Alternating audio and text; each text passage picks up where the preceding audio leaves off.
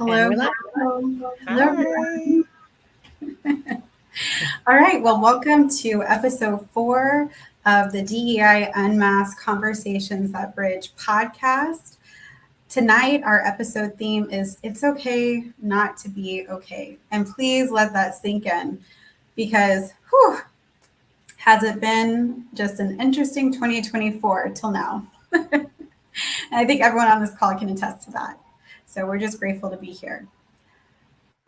So as we get started, my name is Courtni Hatton, and I will be the host of tonight's conversation. And I am thrilled to be here with all of you for what promises to be really an enlightening and impactful discussion.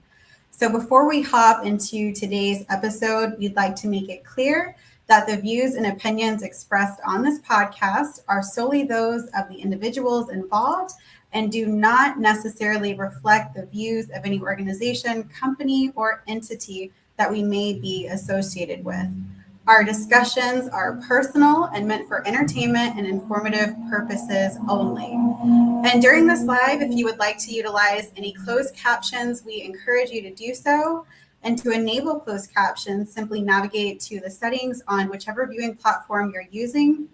Additionally, we value your participation and would really love to stay connected.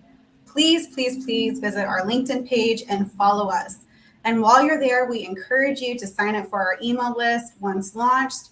By doing so, you will receive timely alerts about our upcoming live sessions because we're very eager to involve you in just shaping our future discussions, our conversations, and different insights for everyone who joins us. So feel free to share that form with anyone. If you have any questions or suggestions, just feel free to drop them in there. And as always, DEI Unmasked is not just a podcast. It's an invitation to peel back the layers, reveal the depth, and engage in a transformative dialogue. So without further ado, let's unmask together. All right? All right. Well, if it hasn't been said before, a very happy Black History Month to all of our listeners. As we continue to celebrate and honor the rich heritage and contributions of Black individuals, our focus today explores a theme that resonates deeply within the Black community and beyond. Again, our theme is It's Okay Not to Be Okay. And in this month of reflection and recognition, as we pay and contribute to different achievements and resilience of Black individuals throughout history, it is crucial to acknowledge that strength lies in vulnerability. So throughout history, Black communities have faced systemic oppression and adversity, yet they have continued to evolve and persevere and advocate for justice and equality. And in the face of these challenges, it is crucial to acknowledge the toll that such experiences can take on your mental health and well-being. So with that in mind, before we embark on our discussion, I want to extend a heartfelt invitation to our listeners and to our co-hosts for a moment of introspection, okay? So whether you choose to contemplate in the company of your friends, engage in solitary reflection, or just share your thoughts with us in the chat, you are not alone on this journey. And we're excited to just be with you today for this. So here are some questions to ponder about vulnerability throughout the week. Number 1, how do I feel today? And if you have a pen and a paper, or if you're in small groups and you like to discuss it, just take notes. So how do I feel today? What actions can I take to prioritize my mental health and well-being?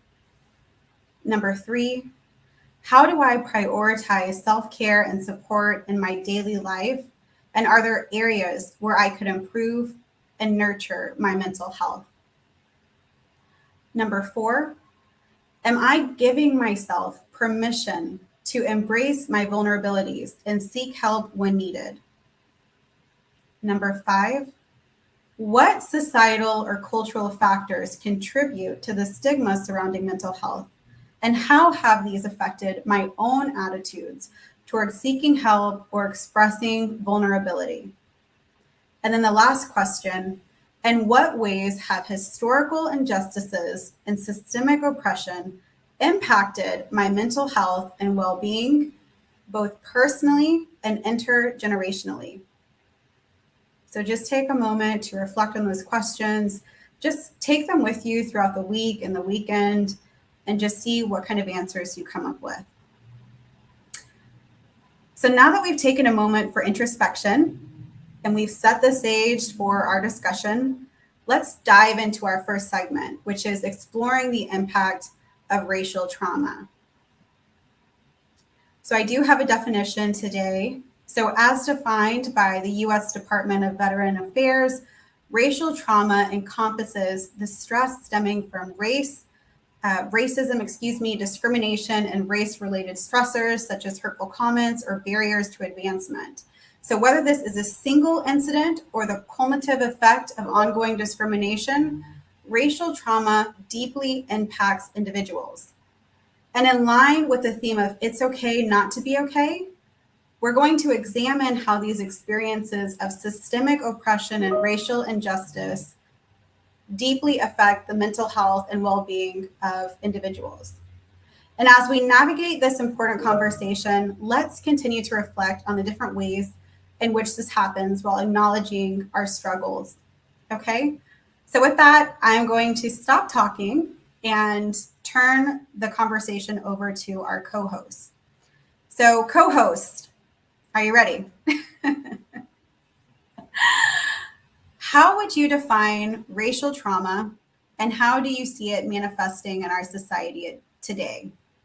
So I think we'll just kick off this conversation with Tanasha. Tanasha?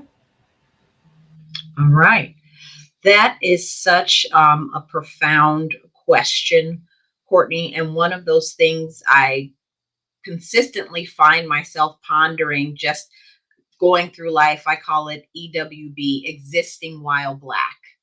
And one of the things that really sticks out to me when thinking of racial trauma is that it really is cumulative. There could be one big incident of something that happens in your life that's really traumatic. I think for most of the Black people that I know, it really is a series of things that just take place over time. And it's like almost a whittling down of your emotional well-being due to being treated as less than, due to the discrimination that you face, that we face, due to racial gaslighting. And it's really due to dynamics that are outside of our control.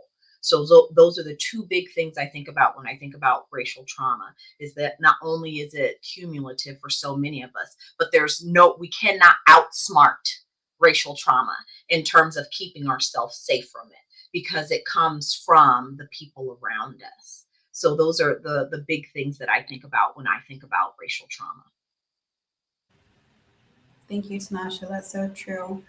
It can happen covertly or overtly. Is there anyone else that would like to share their feedback on how you would define racial trauma? All right, let's move into our next. Oh, Chrystal, go ahead, please.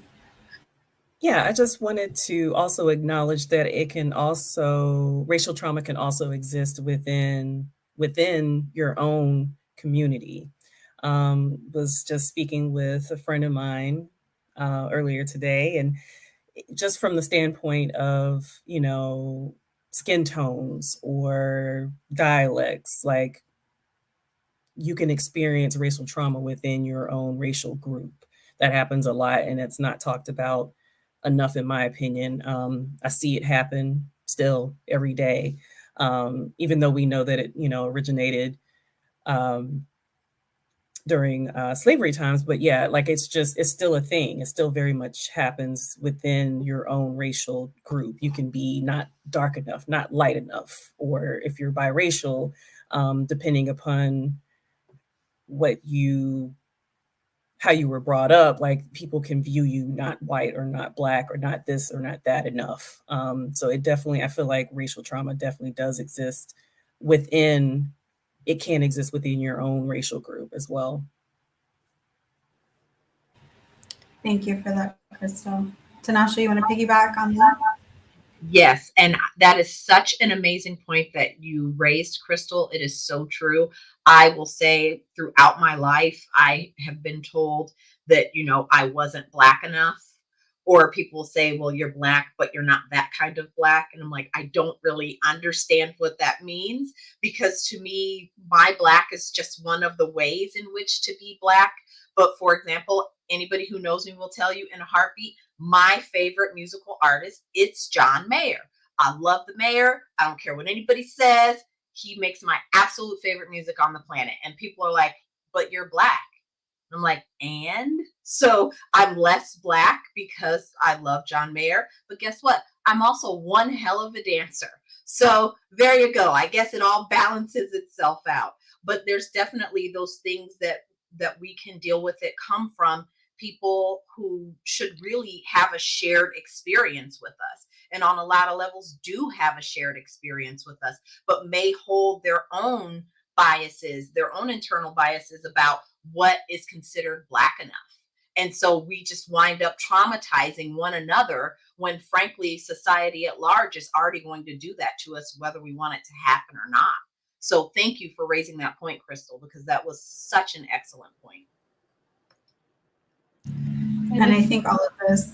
Oh, Greta, please go ahead. Just and if I may, Courtni, when people talk about trauma, quite often they're thinking, we're talking just about mental health, and that is huge, and that is the primary topic of our conversation today. And in order to truly understand the impacts of trauma, like racial trauma, we have to think about it holistically. So like from a social determinants of health perspective, we have to think about how it affects people in all areas of their lives, right? So it's not just mental health, right? It's so when you think about determinants such as, where we live, where we go to school, how those things impact us over the course of our lives, the neighborhoods we live in, the environment itself, the health of the environment, all of those impacts impact our health, impact our mental health, right? So it's kind of this huge cycle that continues to perpetuate itself. So I just wanted to kind of take that step back and say that it's not just, as people try, and especially for those of us who don't personally experience it, to think of it as more than just, oh, I'm having a bad day because somebody said something bad to me today. It's far more than that. And it is something that impacts lives from beginning to end. And quite honestly, there's also some significant arguments that it affects epigenetics. So affects people before they're even born. I just wanted to bring that, and kind of broaden that conversation a little bit for me. Courtni, before we pivot, I just wanted to acknowledge a couple of comments coming in on the chat. Mashoud Horishi, apologize if I'm mispronouncing your name, made a comment, you're not that, insert marginalized identity is such a laden statement, reinforcing expectations of the performance of those within a group is most tragic when it comes from within the community to rein people in. And also John Mayer. That's such an amazing comment. And Cooper Gates is also Candace Owens, Clarence Thomas.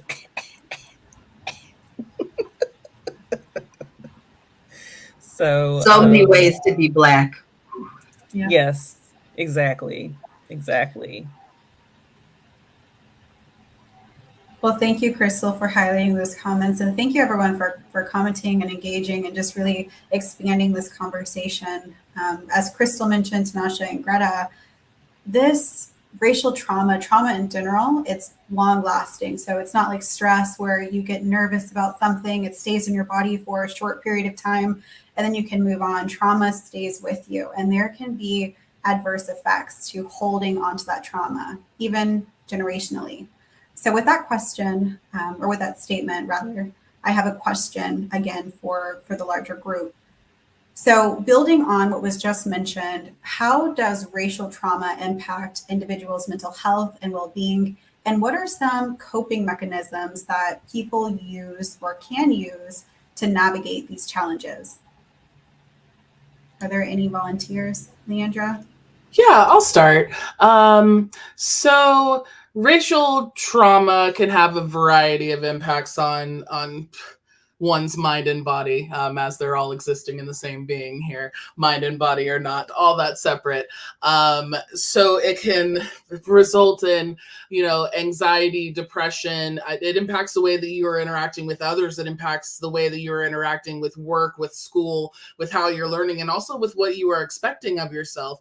And so much of the ways that we're measuring ourselves is based on this standard that's set by white supremacy culture. And so there is this norm that has been set. And with people of color and also with most white folks, like this cookie cutter perfection that we're seeking is unattainable. And this perfection is something that nobody can ever make it to. And so there is this sense of not being enough, no matter what you do, no matter how much you adhere to expectations, no matter how much you live as yourself.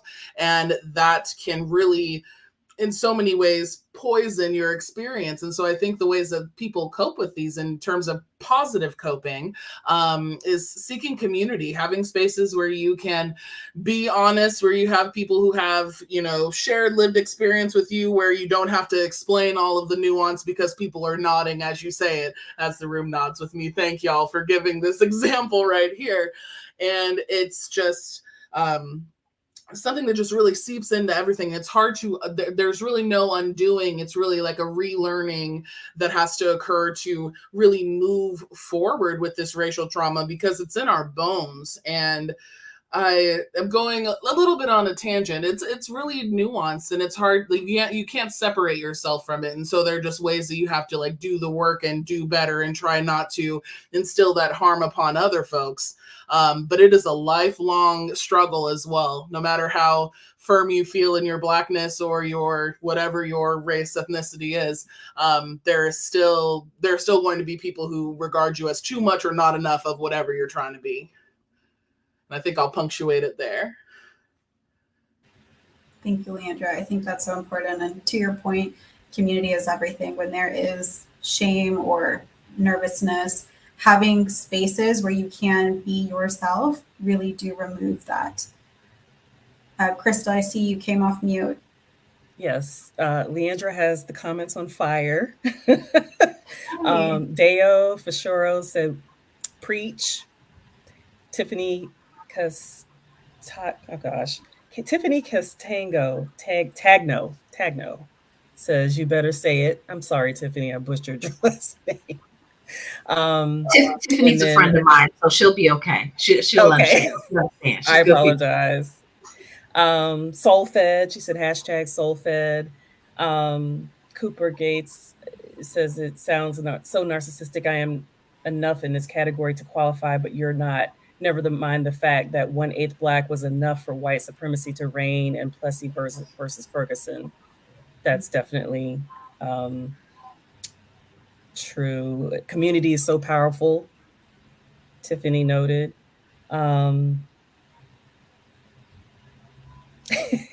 Tiffany also said, get the fire extinguisher because Leandra is on fire.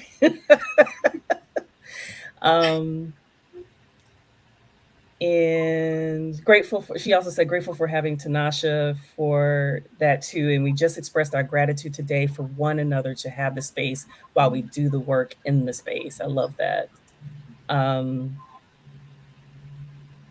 Yeah, there's lots of great comments in here.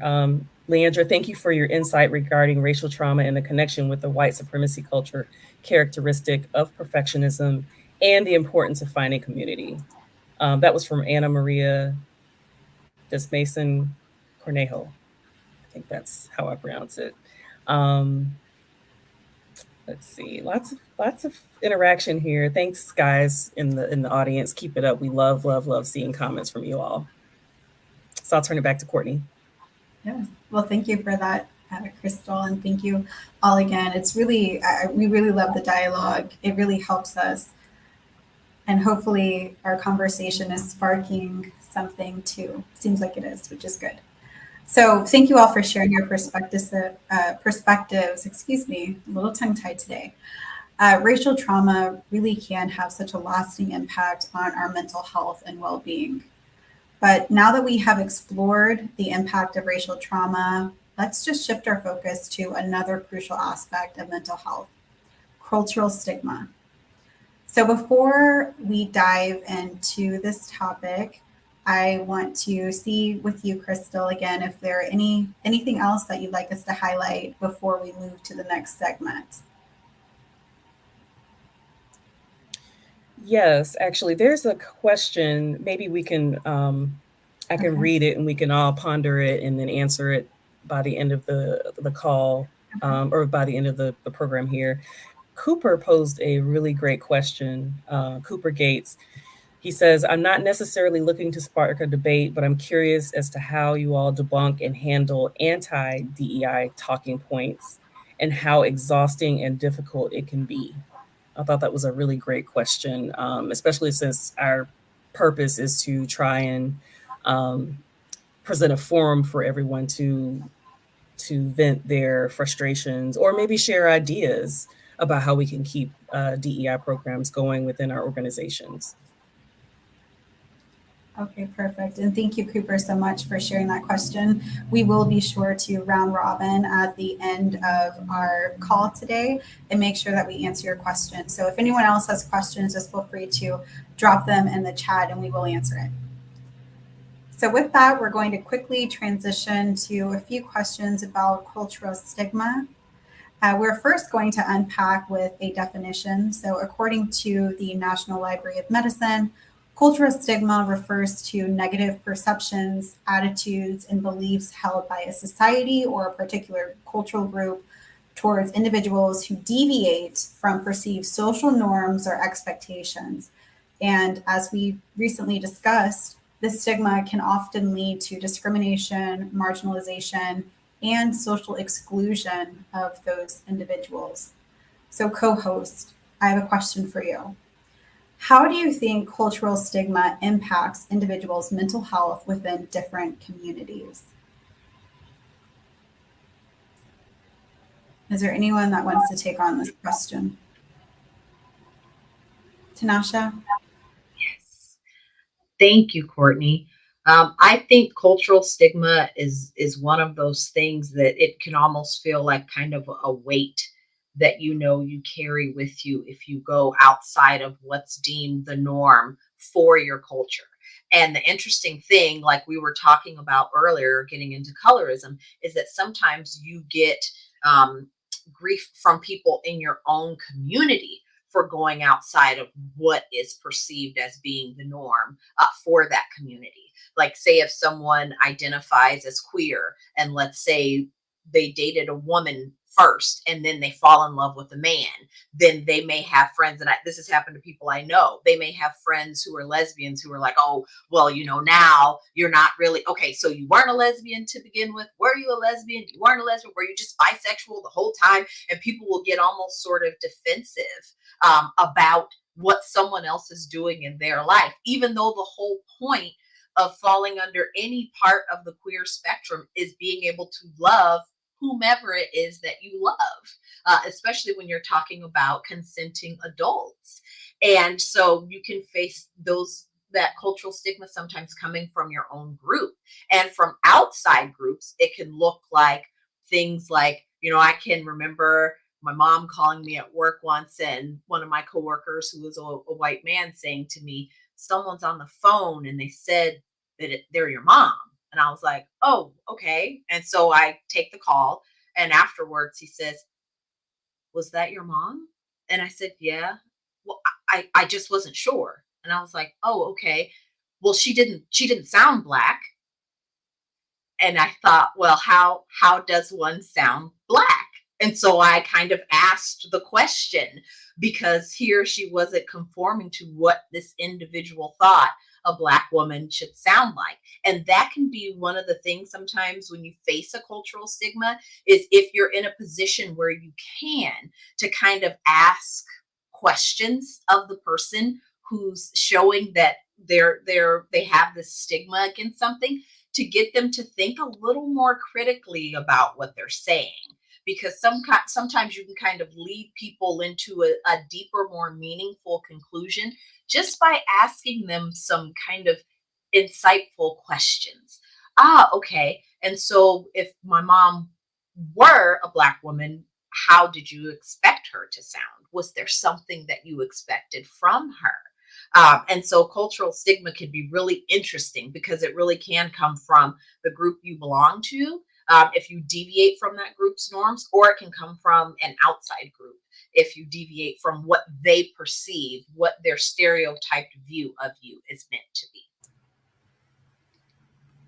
I wanted to piggyback off of what you just said, Tanasha. It's funny because I've spent all of my career in the insurance industry, and I would get that a lot. I was a claims adjuster, and what would happen is I would, discuss with the customer over the phone the details about their accident, trying to get, settlement arranged and everything. So a part of our business model was I was a field adjuster. I would go out and actually settle the claim. And so I would constantly get on the phone, the friendly person, oh my goodness, you're so nice. Where are you from? Where'd you go to school?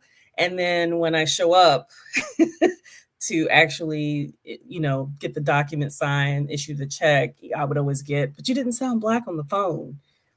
And you could just see the curiosity and the shock on their faces. And I always hated that, but then I learned to, I kind of thought it was funny after a while, because I'm like, okay, let's just see if this person is shocked to see, a 5'9" African-American girl standing in front of her.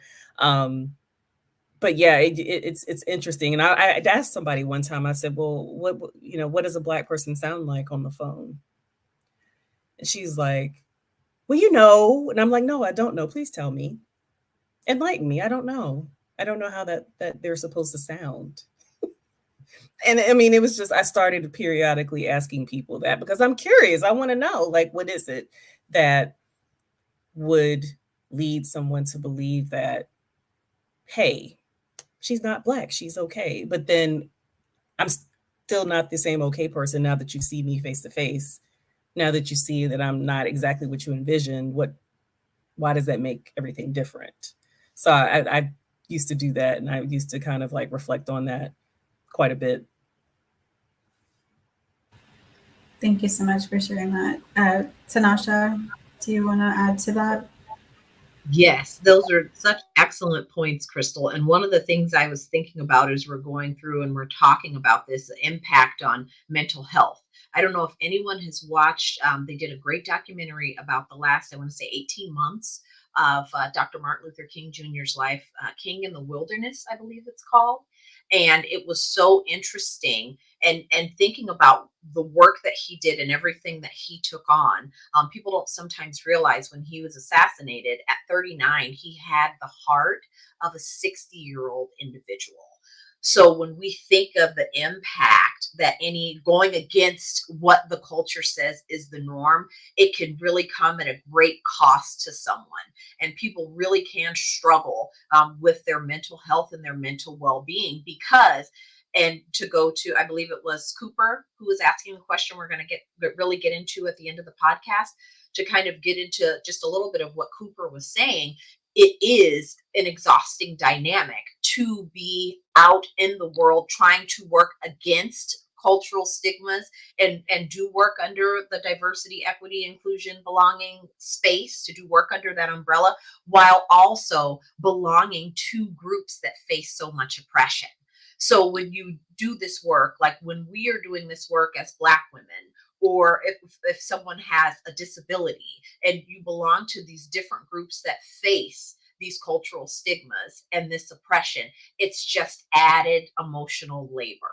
And I like to refer to it as my mental and emotional stores, and really understanding myself and when my emotional stores are just spent, because you find that sometimes you just don't have the energy, like putting one thought together and sharing a thought, just the idea of it can be exhausting, especially when you have to deal with all of these mitigating factors that you can't control, or not mitigating, but all of these factors that you cannot control that are going to happen to you, that happen around you and to you. And then you have things you go through in your personal life. Like this group knows, I've been very vocal about the fact I've had in the last week the anniversary of when my grandfather died. The day after the anniversary of when my grandfather died, I had a cousin who died. The anniversary of when my dad died. And I have an adult child with disabilities who's having seizures and had a broken foot. And so I'm dealing with all of that and still trying to counteract these cultural stigmas in society. And it can just feel on your mental health like it can just become kind of this crushing weight, because you know that while you can make some of those self-care changes in your life to make sure that you're still able to move forward, you know that at any time you step outside of your house, I know I'm going to be treated a certain way as a Black woman when I go certain places in certain spaces. It doesn't matter if I'm smiling, if I'm not smiling. It just doesn't matter. The people who look through you, the people who reach in front of you at the grocery store, in front of your person, like you're not even there. So that cost of dealing with just those stigmas and the biases that exist out in the world, it can be a lot. And to me, I won't speak for anybody else in the group, but I will say for me, when I have spaces like the space we've created with our group and with this podcast, when I can just say those quiet parts out loud, because people act like, you're supposed to just swallow it. And, I'm a Black woman. I'm supposed to be strong and I'm so tough and I'm so resilient. Ooh, no, child. I'm so tired. Okay. Okay. What you call resilience and strength, I call exhaustion. Where you get so tired, you have to keep moving forward, because if you stop, you won't have the energy to get started again. So I think it's important to have like these spaces where we can even have these conversations, going back to what Leandra was saying earlier about community. I see some amazing comments. Oh, I'm sorry. Go ahead, Greta. Okay. Thank you, Chrystal. I would say too, right, our cultural stigma in a lot of ways, and for a lot of people, depending on what culture you identify with most strongly, can keep us from even having the language to be able to talk about what's happening to us, right?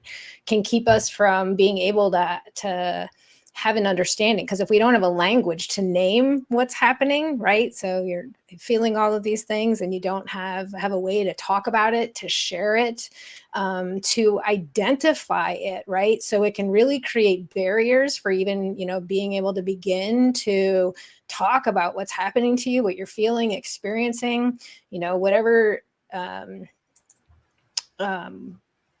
culture you come from, right, can dictate in a lot of ways how you're allowed to talk about it, how you're allowed to seek treatment, what's acceptable forms of treatment, what you can talk about and what you can't. Like, oh, maybe it's okay to go get a massage and pedicure, but going to see a therapist? No, we don't do that here, right?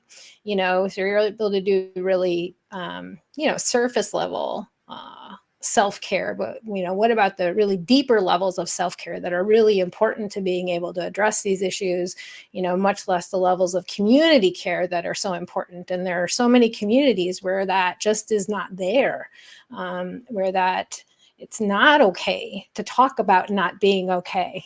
And we want to create those spaces wherever we can. And we have to recognize for a lot of the folks that whether it's folks that we're working with or folks that we know personally, professionally, that, it can show up a lot of different ways. And people don't always have the capacity, the language, the energy to be able to name what's happening to them. And that's one of the gifts that we can share when we are able to talk about our own experiences, is kind of opening that door for folks who otherwise might not be able to. Absolutely. Thank you, Greta. I just want to say I need reactions in here, like you have in Zoom, because I want to send up like the heart and fireworks. I'm like, where are the reactions when I need them? It's on, and listen, it's on the LinkedIn, because I am moderating comments and there's amazing comments in here. I'm going to go through a couple of these. Cooper says that trauma causes a lot of fear, apprehension, and reframing emotions and events. A lot of people who are traumatized are surrounded by people who don't even know that they're traumatized, let alone have had the chance to understand how to empathize. That was a great comment. Thank you, Cooper. And let's see. Deo says an over focus on labeling that leads to putting people in boxes of stereotypes and stigma. Thank you for that, Deo. And also for real, and also how many Black people do you know? How many Black people do these people actually know that aren't on TV? And then Cooper says to Tanasha, is this queer person who has fallen for a different gender, polyamorous or mono? I bet they were not accepted enough if they're also poly. Plenty of ground to be covered in that light too. I agree, Cooper. Tiffany says, holding so much space for you, Tanasha. Mashoud says, if you stop, you won't have the energy to move forward again. Wow, that's well put.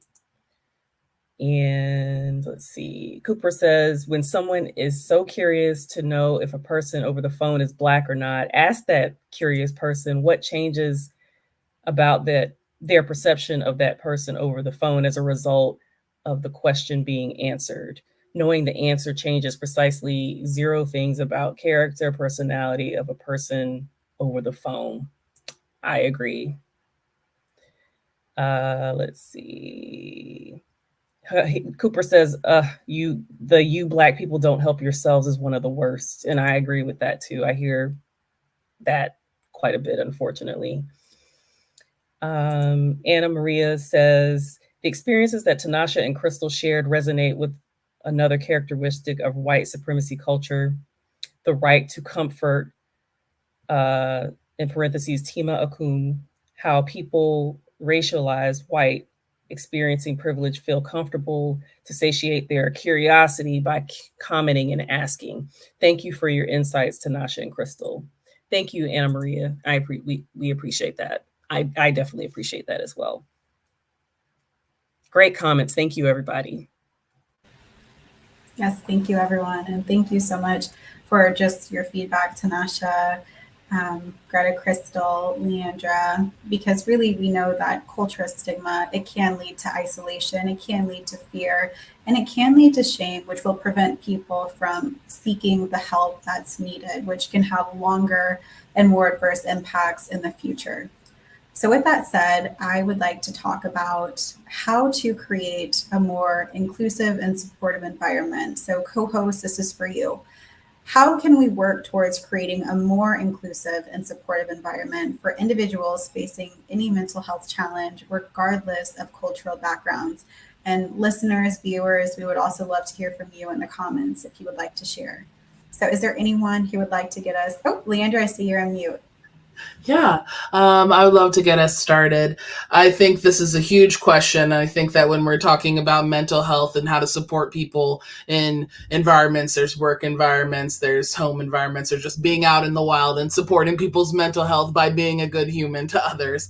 So I think it's really important to remind ourselves that like mental health is not limited to just one area or 1 hour long chat or just when you're with your therapist or just when you're with your friends venting. It's really important to consider that our mental health is with us everywhere that we're going. And I think it's also really important to know your own capacity and know that listening is so important versus like trying to find the solution. I think that there are a lot of people who are fixers and who want to give you the advice or like, this is what I did when I was in a situation that is similar to yours, but like trust that people know their experience better than you do and that they will not always ask for help when they need it, but like don't assume that help is the first thing that you should offer when someone is in crisis or when someone is talking about their mental health. And so I think the first thing is really to give people the safe space to listen and then to actually listen, not just waiting to talk or waiting to solve for whatever problem you think that they're trying to solve by talking to you. And there are lots of other ways to support, but I think that so often it starts with like the baseline of empathy and just actively listening to each other. And if you can't do that, then anything you try and build above that it's not destined to fail, but it might not hit quite the same, because I think it's really important that you are meeting on a human to human, not a helper to helpy stance. Thank you for sharing that, Leandra. And that is so true. That's so true. Just taking accountability, being empathetic, and just showing up and being mindful. Is there anyone else? Chrystal, I see you came off mute. Do you have any other recommendations? No other recommendations from my perspective, but see some more amazing comments. Okay. Tiffany says, Cooper, the fact that folks make assumptions and the conversations I've had around this and similar things for folks of their backgrounds, just wow, we have to stand in advocacy for each other. Mm-hmm. Thank you, Tiffany. And then I see, I'm so here for this entire conversation. Tiffany, I think I put in the comments, but we have replays on YouTube, correct? Is that correct, Greta? Is it on YouTube? It's here on LinkedIn, and also, Okay. yeah, on YouTube. But it'll be right here on LinkedIn when we're done. Mm-hmm. Oh, perfect. Okay. And trust that people know their experience is better than you do. I wholeheartedly agree with that. Thank you for saying that, Leandra, because I have a thing about myself about listening to other people. Like, just because there's someone else that's, we seem similar, but we really need to take the time and actually have conversations with people to find out, even if the experiences are similar, it could have a different impact on the person, because we're all different. So that's an important thing to remember. You can have similar experiences, but it can have different impacts on others. So thank you for that. And thank you for that comment, Tiffany. Lots of comments. Give me 1 second here. Lost my place. Yasmin Balford, she made the comment that being told that my passion is aggressive, when in reality my delivery and points don't differ than my white counterparts, or when I am received, I speak so well as if I am a one-off from the people that look like me. I totally can relate, Yasmin. Thank you for that. Tiffany says, who has the extinguisher again? Tiffany says the number of stories and the number of times per person we've heard that and dealt with it. Baseline empathy, Tammy Triolo. Hi, Tammy. Says that baseline empathy is where the fault line is, and you're not going to initiative your way out of that. That's completely true. Let's see.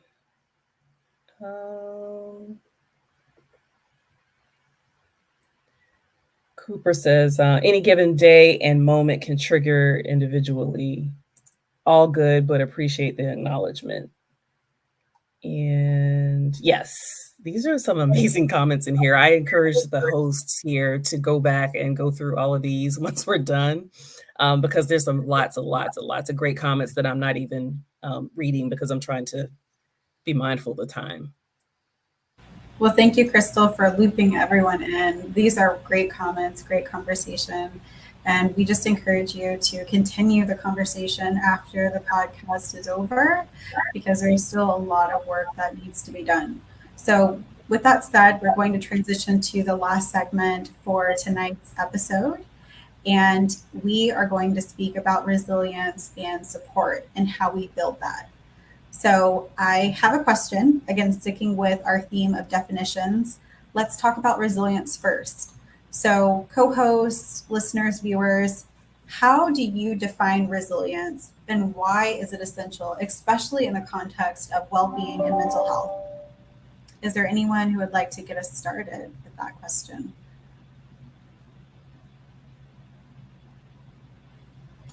I have a complicated relationship with resilience. So while I knew what we were talking about tonight as we planned this, I think that especially if you are a racialized person, if you are a queer person, if you are occupying any of the marginalized spaces, especially intersectionally, resilience isn't a choice. It isn't I'm going to tomorrow, I'm going to, get back at it. It's like life keeps lifing and things keep hitting you and you have to keep going forward. And so I think that when I think about resilience, instead of thinking about this need to survive and this need to hustle and this need to continue forward, for me, resilience is in the grace I give myself and the rest I give myself and the way that I'm nourishing my body and the way that I'm connecting with my friends and the way that I'm pouring into my joy cup as, life is pouring whatever other BS is happening on me. So I think that resilience is something that I would like to ask less people for. I think that we are expected to show a certain amount of grit and scrappiness and willingness to sacrifice whatever it takes to get to the often white supremacist version of what success looks like. And I think that so much about resilience is really in the grace that we need to learn to give ourselves because the world is not affording it to us on its own. Period. And that is freaking yes. Thank you so much, Leandra, for talking about that. Because I tell you, if I have to get rid of one more therapist because they just keep telling me how resilient I am because I've been dealing with whatever I've been dealing with, chronic illness, disabilities for 30 years. If I have to get rid of one more therapist, there's not any left. Because too many of them talk about, right? Oh, you're just so resilient. Like, oh, that's so cute. That right? When you don't have a choice, you don't have a choice. And recognizing additional intersections only and our identities only add to that burden that we carry. And wouldn't it be amazing if people didn't have to be so resilient because we did something about the systems that are forcing it to be? That is where I would like a lot of the energy to go so that we didn't have to put so much into helping people cope with the broken ass systems that we have. Can I get a hallelujah?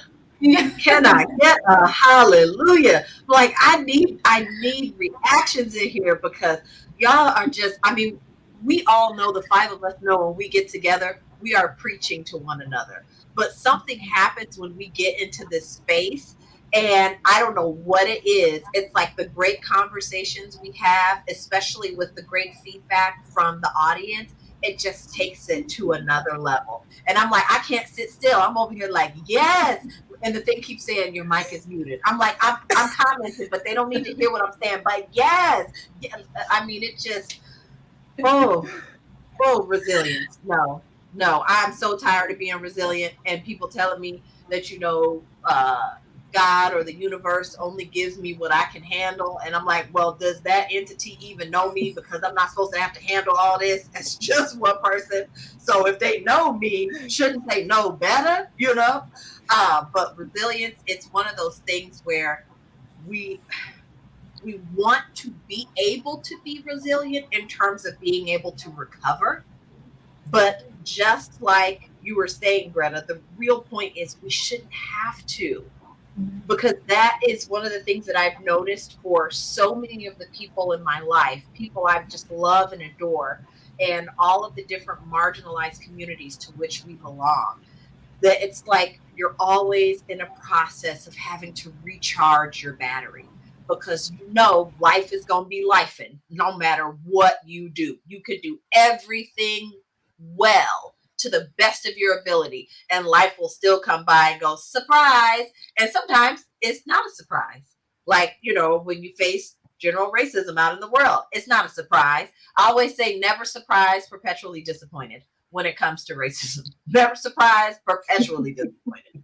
But just that concept of having to be resilient. It's like, some things we just shouldn't have to be resilient in regards to those things because they shouldn't be happening in the first place.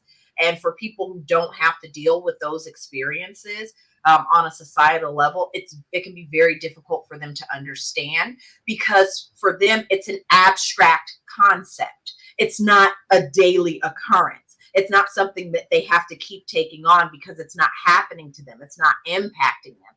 And that's where the importance of that empathy comes in, and where the importance of being able to validate someone's experience, because there is nothing more annoying than when I'm talking to a white person and something comes up about something racially related and I'm told about what the Black community needs to do. And I'm like, based on your experience as a member of the, oh no. So sometimes people just have to know that your opinion is not always going to be the most important opinion in the conversation. And if you're trying to help someone, then listening to what that individual has to say, providing validation for what they're experiencing, and showing up in a capacity where you can give that empathy. And like you said earlier, Leandra, people are not always looking for answers. You know, I have friends, you know, I'm closer to 50 than 40. And I have friends at this point in life who are like, I no longer give unsolicited advice. If someone doesn't ask me, I just listen, because we have all been learning what works best if you really want to help someone, instead of if you want to make yourself feel like you helped, because those are not the same thing. You may feel like, oh, I gave this person so much great advice, they're going to love me. And the person has walked away like, what in the hell just happened? Like, I can't have my own experience because you're trying to take it away from me. And you trying to tell me what I experienced. I thought you were here to help me. Shouldn't you listen to me? So it's one of those things, because there's a difference between thinking you help and actually helping somebody. And people need to learn how to walk that line. Yes. And thank you, Tanasha. And I see, Chrystal, I see you're off mute. So I know we have some really amazing comments. Flames in the comments. Flames. But before we jump into that, before we jump into that, we just have one more question for everyone, and then we can hop into comments, and then we can answer Cooper's question, since we are at the 1 hour mark. So the last question is for our co-host, also for our viewers and our listeners, is that we know that resilience can be this protective barrier that we have to carry with us. It's not necessarily something that we are trying to achieve, if that's a better word for it. So for those people who have to show up every single day, they have to put on a resilient face, what are some practical strategies and techniques where people can build resilience in their life? Maybe if we have one person or 1 to 2 people share a comment for those online.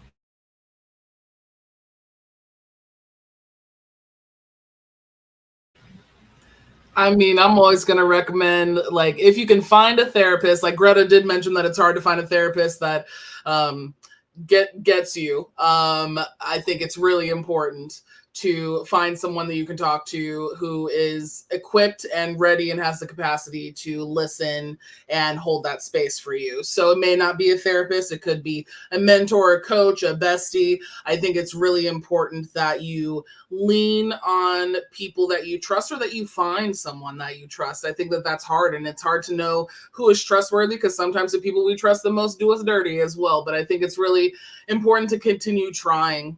I think it's really easy to let people ruin people for us. And it's important to know that there are spaces where this honesty can exist. And I think that just this, this hour in this room with these 4 other folks here is a testament to, like, the power of what networking can do and how open you could become. I came into this not sure if I had anything to say, but like once I was with my people, suddenly I was like, wow, I have quite a lot to say. In fact, I'm on fire. So I think that it's important that you find your people, and those people don't have to be 2 blocks down. Those people could be across the country like these folks are.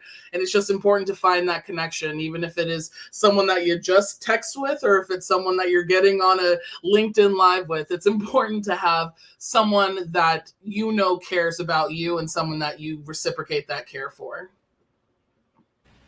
Thank you, Leandra. And with that, that's a great way to end our conversation tonight.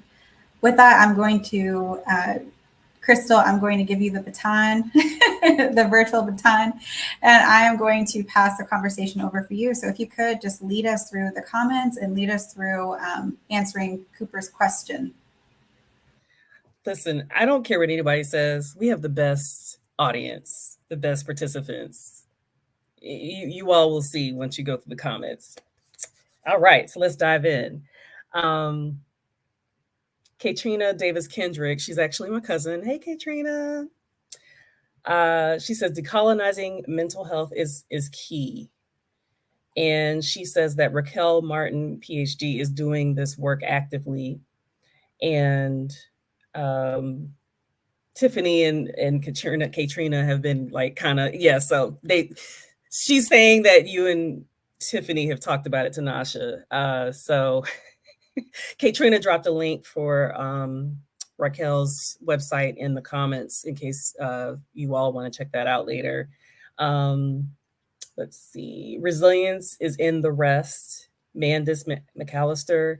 I appreciate that comment because I am reading a book by Tricia Hersey, or I have read a book by Tricia Hersey called Rest is Resilience. And that is my perspective on the resilience narrative. I think that there's another comment in here from Katrina about resilience narratives are trash. I have to agree with that because resilience is formulated with the concept that we're machines, and we're not machines, we're human beings. We need rest. We need times of like downtime, like quiet time. Like resilience is the idea that you can just go without addressing the fact that your mental state, your physical state, your emotional state needs attention. And that's just kind of what it is, as what Leandra was kind of alluding to in her discussion. I see lots of flames, fire extinguishers. Life keeps lifing. Leandra, like everybody loves that. Mashoud says, I need that knitted and framed somewhere. Let's see. Cooper says, ouch.